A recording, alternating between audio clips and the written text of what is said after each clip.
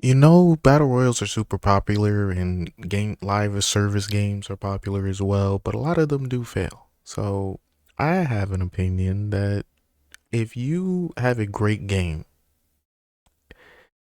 that doesn't necessarily mean it's gonna turn into a super good forever game for a lot of people because I think one of the key features of a lot of these games, like well, I got the internet right in front of me. I don't know why I'm gonna sit here and guess, but like a Concord.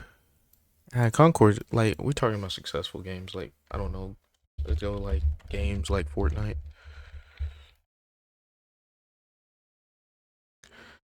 Roblox like a creator game. GTA 5. You know what? Yo, this is a great example. This was a great single player game. Straight up. And the longevity they got out of this online mode is exactly what if this is the model you got to look at, right?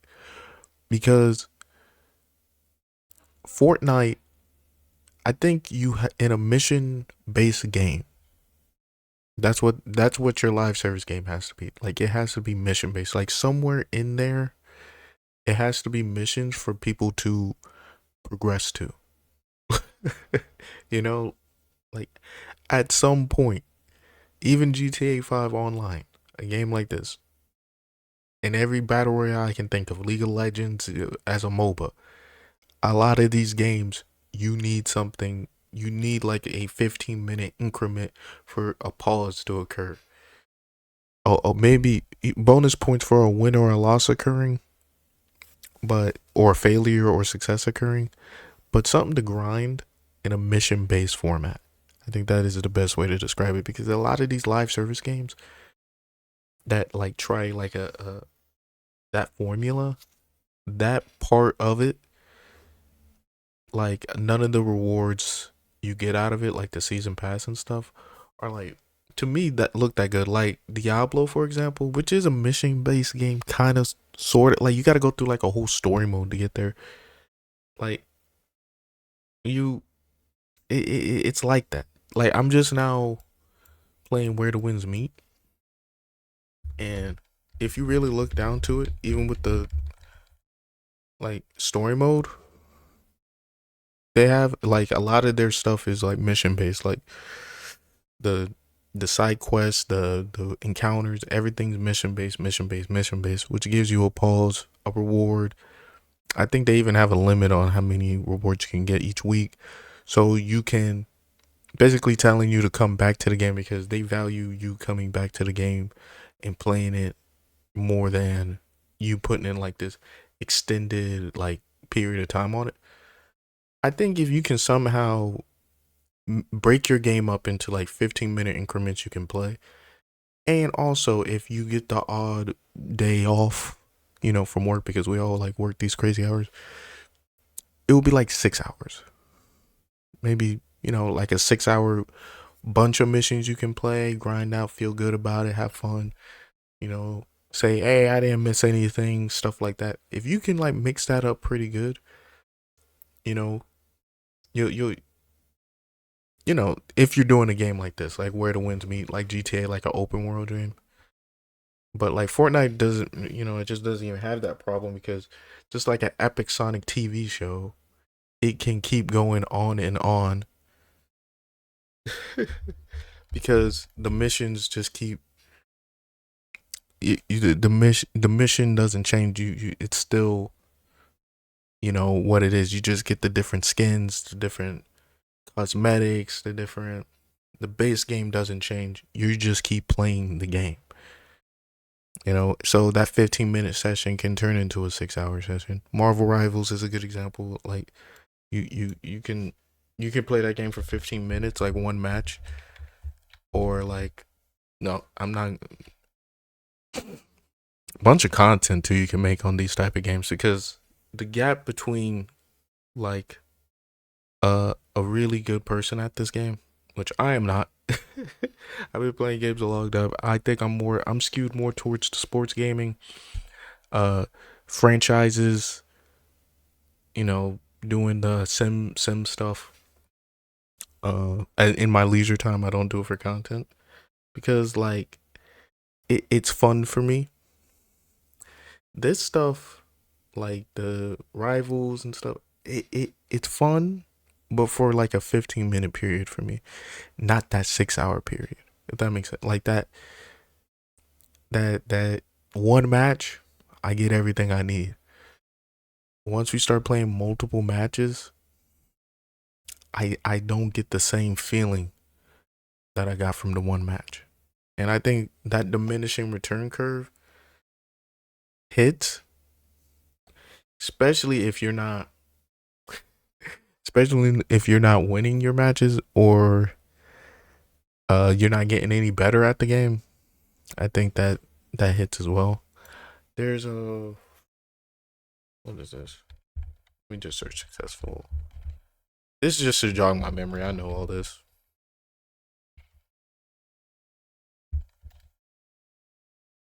Yeah, World of Warcraft, Genshin. Yeah, these are all 15-minute increments, live service. This is a dumb question on Reddit. And yeah, that's pretty much what you got to do. Like they're even World of Warcraft, the open world ones, they are just the open world hub is just bigger, but they're still in these 15-minute quest fragments where you can just leave. Like you could leave at any point in World of Warcraft and come back to it later after a mission. Like you don't want the missions to be too long because it can cause a player to get frustrated, one, or B, you want a good stopping point in the mission at some point or anything to let give someone time to breathe. Even Genshin, like those missions weren't very long, were they? Like a lot of them, you'll get a little reward, you get a mission, you get a little reward over and over again. I think that's the best way you can do a lot. Now, even when you do that, Concord can exist, right? But like Concord, what was that game? Uh, let's just say MOBA failures.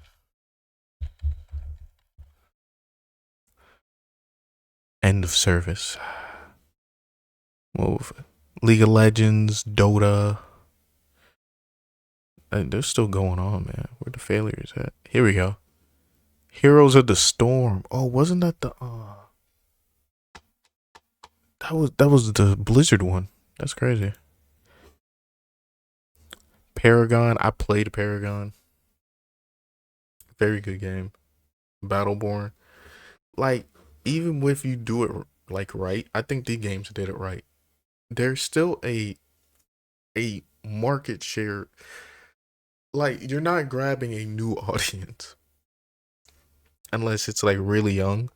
And I think Fortnite kind of grabs those, like they kind of suck those, the kid. Minecraft and Fortnite kind of suck those kids in most of the time. And Roblox, Fortnite, and kind of sucks the kids in. So when you make a new MOBA, you're pulling from an audience of older folk who like probably already play League of Legends. I think Smite succeeded more because I think the console player base. I know a lot of people don't like believe we exist sometimes because we don't. PlayStation doesn't really advertise the numbers, but I think they really matter for like a game to like if like an older audience game comes up and it's why like NBA 2K same thing like they run. I know it's a sports game, but it's the same thing. It's mission based and what you just play a game, you stop, you get a progression. That's why a lot of these games like this,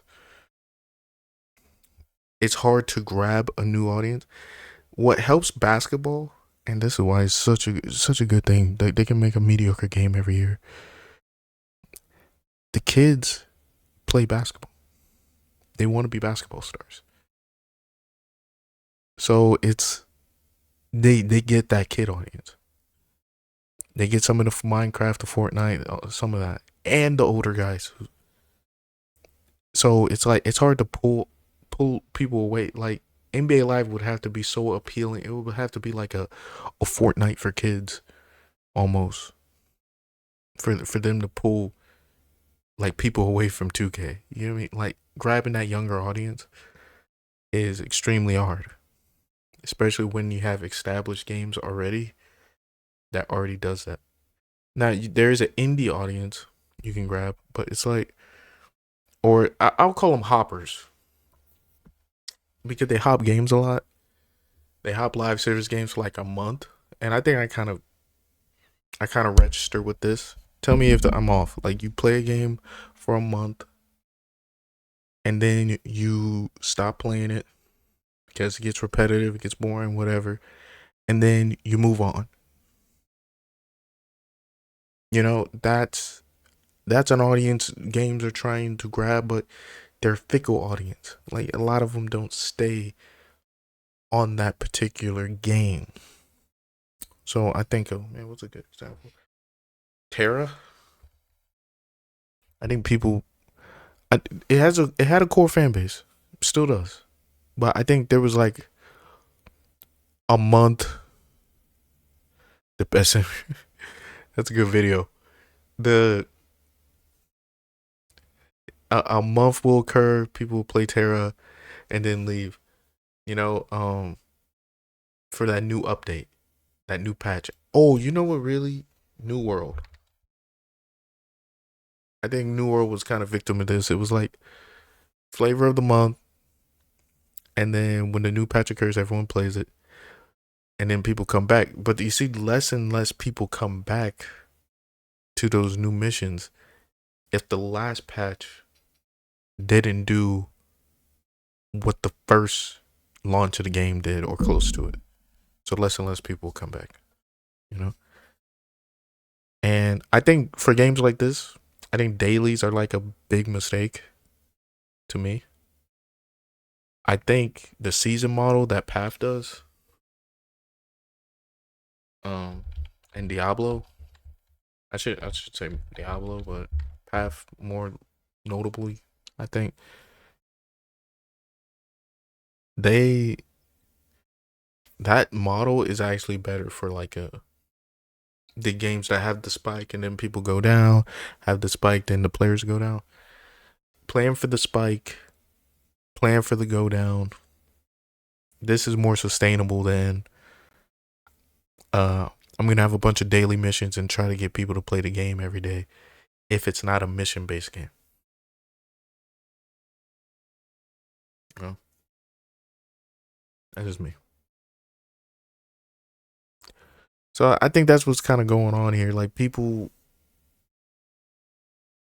like enjoy the games. They like them. But do I like them enough to play them every day and log in and get into that rat race? I just think having a weekly limit, having a something for people to get up to, making them go off your game and then come back is probably more sustainable for a newer game to do than I want to absorb like this because kids usually have and kids and rich entitled people usually have enough time to be on your game all the time every day. Just simple as that. So, yeah, that's my thoughts on that. See you in the next video.